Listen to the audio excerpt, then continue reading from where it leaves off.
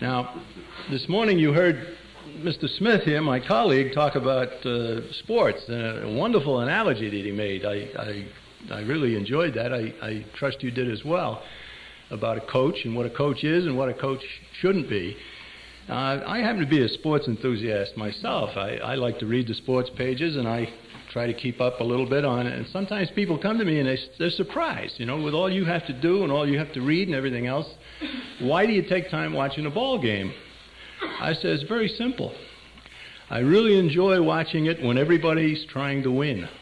Not like government, not like the churches, not like so many other things. And it really is refreshing. Now, I don't know. I suppose that maybe someday we'll find out some of the games are fixed. I hope not.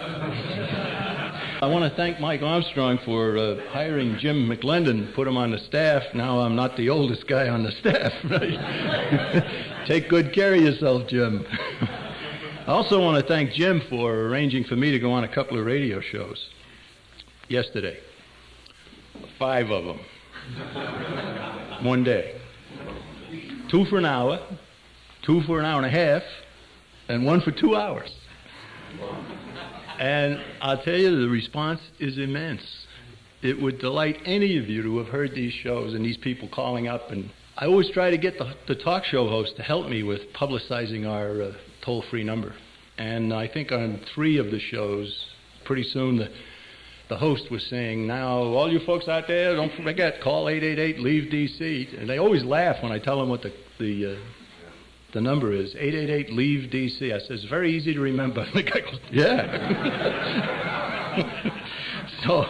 So that's good. And if I can get that help from a host on a show, it boosts the number of people who do contact us. Right? Well, I went on a local Christian station here in Birmingham area. I've been on with this fellow before, and he's become a very good friend. And he told me before we got on the air, he said, there's going to be some people call and tell you that what we really ought to do is just simply pray for Bill Clinton. I said, I'm not unwilling to do that as long as I am at the same time praying for my country. And he said, yeah, that's a good point, too. He says, we'll see what happens. Well, lo and behold, I'll tell you, these people, I use the term Christian wimp. And these people were calling up and saying, this is terrible. You shouldn't be deriding the president. Everybody in this country would get together and all pray for Bill Clinton. Everything would be turned around. And the poor host of the show is shaking his head and saying, I don't think so. I don't think, So he warned me, and it came. And then some people call up, and they go after the wimps. Some of the other Christians, some of the people who realize.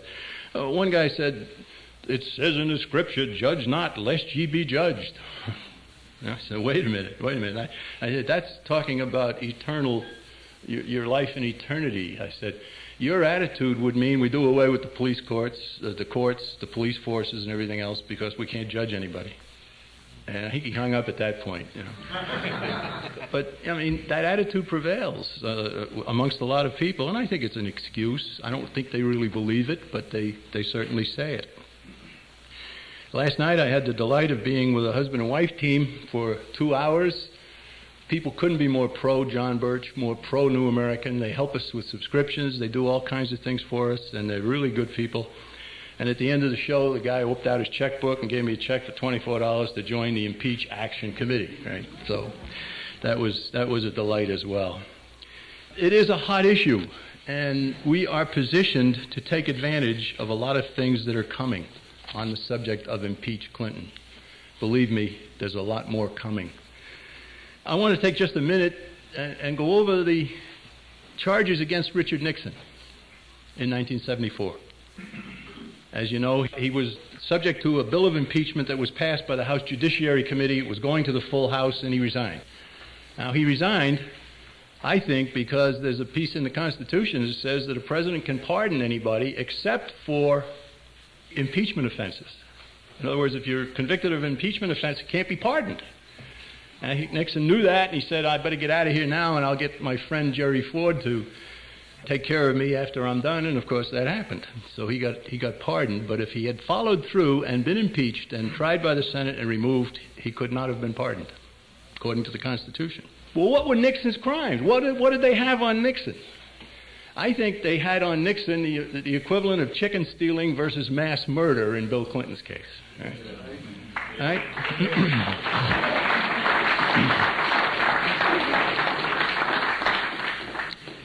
Nixon was charged with obstructing justice. Clinton guilty of that? Harassing political opponents. Spying on citizens using the IRS, the FBI files. Covering up crimes of others. Clinton covers up crimes of himself. Contempt for Congress and seeking to be above the law. Isn't that Bill Clinton in spades? Just to get started? So much more that you can say about Bill Clinton. An interesting feature here is that they turned up 900 files in the White House. These were FBI raw files. Now, a raw file is a file that is full of rumors, accusations, unproved, all kinds of stuff that gets thrown in a file, and it's not supposed to be used until some of the information in it can be documented that this happened and that this is a legitimate charge against the person and so on. But 900 raw files ended up in the White House when Mr. Clinton's top aides ordered the FBI, and the FBI should have said no, ordered the FBI to deposit 900 files. I think some of you remember the name Charles Colson. He was a prominent figure in the Watergate days. Charles Colson went to prison for having one of those files, and he went to prison for it. And Clinton said, well, this doesn't apply to me. I'm above the law, He never says it in so many words. Well, there's so much that can be said about it, and John Eismo would have done a much better job, I'm sure, but I at least wanted to give you some of those thoughts. Let me also mention that we've developed a pretty good relationship with a cable network called C-SPAN. C-SPAN, I think it was around 4 or 5 months ago, actually called our office in Appleton, Wisconsin, and asked us to supply more people for their programs. We want your people.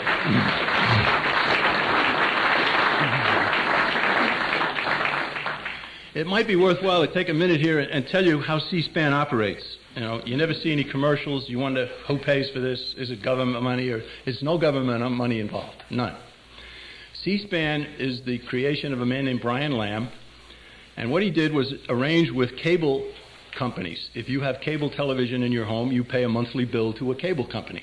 If you pay that bill, a small percentage of the gross income of the cable company goes to C-SPAN for the ability to take their satellite productions and distribute them locally. And it's less than 1% of the gross. It's something like a half or a quarter of a percent of the gross. So all of the money that goes to the local cable company, a small percentage of it goes to C-SPAN, and C-SPAN uses that money to do what it does, and part of the deal was that they would broadcast whatever Congress would allow them to broadcast. And so you see all kinds of things. Now, you'll see the John Birch Society on there, and you'll see them followed by the Gay Pride Parade. If you saw my program on January 1st, you know I was followed by Gus Hall and the Communist Party. Right? In fact, I got a funny phone call. A section leader out in California called, and he didn't get me directly, put a message on the voicemail, and he said, I've been told by some people who aren't members of the Birch Society that John McManus just debated Gus Hall on C-SPAN. What's this all about? So I got back to the guy and I explained to him. I said, no. I said, they actually advertised that Gus Hall was following me, the Communist Party program was following me during my program. If you saw it, you saw that on the bottom of the screen. So I explained to him and he laughed. And I said, there's a good lesson here. Brother Welsh used to say it many times. It's worth saying anywhere. Don't believe anything you hear about the John Birch Society until you verify it from the John Birch Society. Right? I mean, there were rumors. Somebody came and told me they heard my house had been broken into and I'd been burglarized. No, didn't happen. I don't know how that started.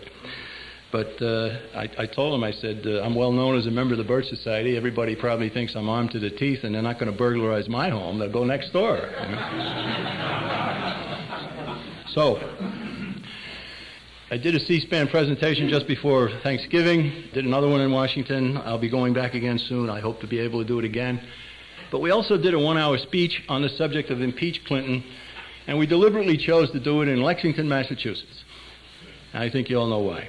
All right, so they videotaped the program, And the guy who did the taping was really good to us because there was a bad snowstorm that night, and we expected an audience of about 100, 150 people, invited people. We wanted everybody to show up in suit and tie. We didn't want to throw it open to the general public. We wanted to have a classy-looking audience. Terrible, terrible snowstorm. We ended up with about 32 people. And I'm wondering, I said, this is going to look awful on the TV. But the guy said, look, I'll shoot from the back of the hall, make everybody sit along the aisle. I won't take a wide-angle shot, and it'll still look like a full hall. And he did, which was awfully nice of him. You know. So it came across looking like a full hall. Well, we pushed the 888 number. We had this banner hanging behind us, and people were able to see it on the TV screens and so forth. And you might ask yourself right now, how many people do you think called when they heard an Impeach Clinton message from the John Birch Society? Ladies and gentlemen, we got close to 2,500 calls.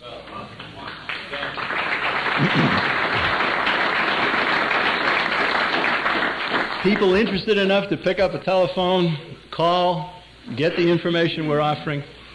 And, of course, we want them to join the Impeach Clinton Committee, too, and get the big, thick package of stuff. If you haven't gotten that, please do it. The sentiment out there is enormous. Go on radio shows, it lights up the thing, and all kinds of people calling, and some of our people have gone through airports with Impeach Clinton stickers on their briefcases and say, hey, where do I get one of those? Give me some information. What's going on here? You know, wear your Impeach Clinton button, you'll strike up a conversation. You might strike up a fist fight, but I don't think so. I don't think so. So anyhow, this is a very important thing, and we need very much to make this a success, and it's in the hands of a lot of folks like you. So enough from me on that subject. We will be going back to C-SPAN. We'll do as much as we can in the getting the word out through whatever mediums allow it, and more are opening up to us.